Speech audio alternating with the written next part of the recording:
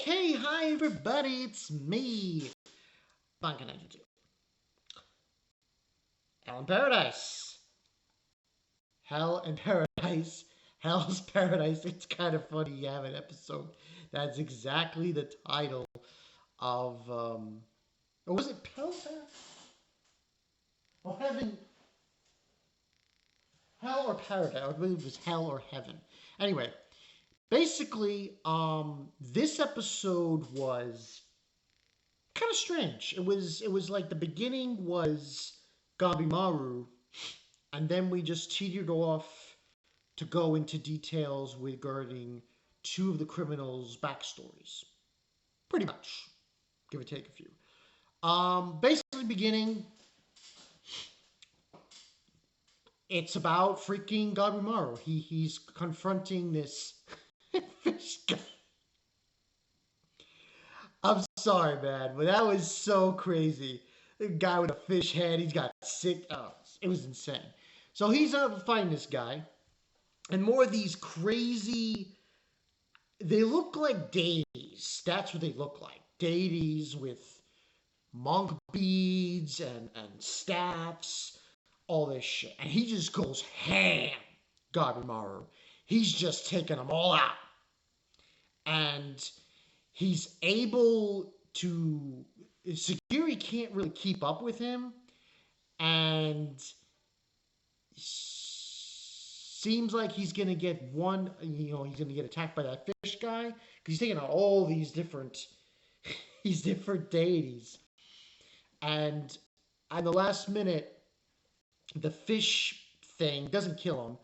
One of the executioners that are with Kazuya. Can't even say her name to save my life. Kazuraha. So Kazuraha shows up with the two other executioners. One that was with her and one that was with this other dude. Now, after this whole confrontation with these deities and whatnot, they're all dead basically. She wants to team up with Gabimaru. And she tries to seduce him, and he just grabs her hand and goes, ah! And she does this like about 2 or 3 times during this whole altercation. So what ends on happening is they come to an understanding. To an extent, they come to an understanding. She has some information in regards to the island and what's attacking them and all that jazz. So during this, he's still on the front about it. And there's even a scene where she's grabbing onto him and him in like a chokehold kind of thing. And saying that, we could betray each other at any time, blah, blah, blah, blah. So what ends on happening is he agrees. He agrees to join forces with them for the time being. But while this is happening, Sagiri just collapses or something. I don't know. It's very strange. But that's basically... So what we basically have now is Gabimaru has joined forces with Yuzuraha. It's funny with her because she's just throwing lies to him, saying, "Oh yeah, I'm doing it for my sister." It's bullshit. You're not doing it for anybody. But anyway, they basically join forces. The other parts of the episode basically follows the 2 other criminals and their backstories. The first one we get is from Katuzuzai, who is basically the guy who is known as the dragon, the blade dragon, and his executioner, Fuchi. Now, this backstory really shows that he goes sees this lord who's also known as a dragon, and he just badmouths him kind of thing. He does kind of badmouths the sword dragon, and then he just fucking destroys his house. Well, he doesn't destroy his house. He just destroys this side of a dragon and whatnot. And he gets arrested. And, he kind of badmouths Fuchi, but then Fuchi almost kills him, but doesn't really. explains to him, hey, we don't just execute people. We also make medicine and so on and so forth. So they are basically teaming up also. And we see the backstory of Fuchi, and we see the backstory of Getsu Sosai, as I said, what was shown. The other person's backstory we see, which is kind of funny, we have two brothers, and one is obviously Chobe, who's the criminal. That's the bandit killer, bandit king, bandit killer, we want to call him, and his brother Toma. So Toma got his brother out of prison by way of this pardon. And we see that they had a really troubled childhood. Their father was executed. Their mother died.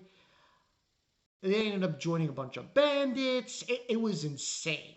A very insane kind of backstory. But what ends up happening is they're confronted with these deities, and deities are telling them murder is sin. They actually talk these things. These huge deities, they talk. Believe it or not. But that guy's this guy Chobe. He does feel like a Bakugo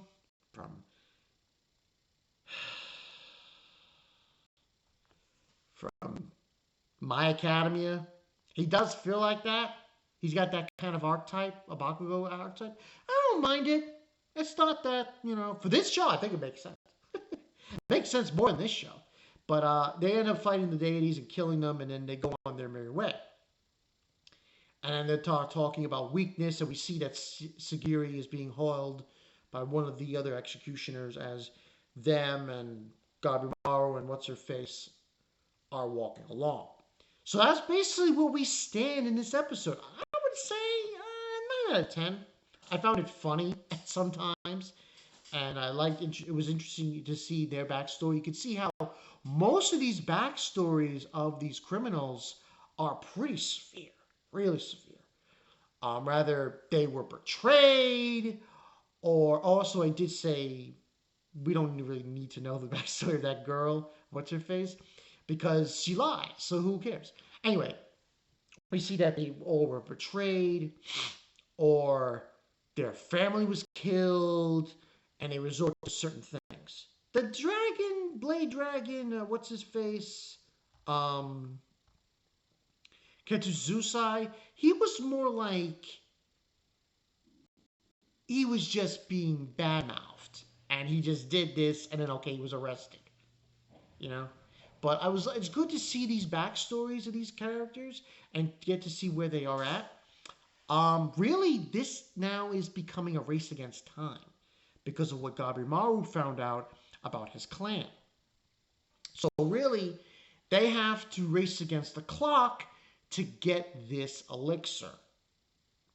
And really, any kind of information that Gabimaru can receive from this, her, he's a Zara, is beneficial for him. So this should be interesting as we go along with the series. But yeah, I thought this was a good episode. 9 out of 10.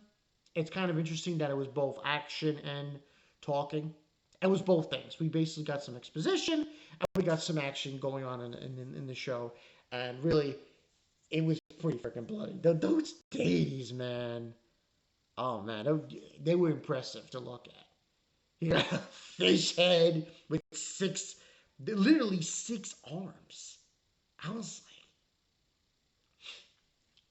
and it's just not one, it's like a bunch of them. I think those things might actually be humans, but they were just transformed. I could be wrong, but also I forgot to mention the other criminal was killed. What's his face? The one that she had told Makia. So Suruha had done an experiment on Makia, and he got bit and stung by the insect that has the human face, the butterfly with the human face, and he basically just died. He has flowers on his body and everything. That was pretty much it. Look forward to next week. This was a pretty good episode. Like I said, 9 out of 10. Good music, great animation. Oh, so fantastic. But we'll see how this continues next week. Episode by episode, you know? I'll see you guys later. Peace.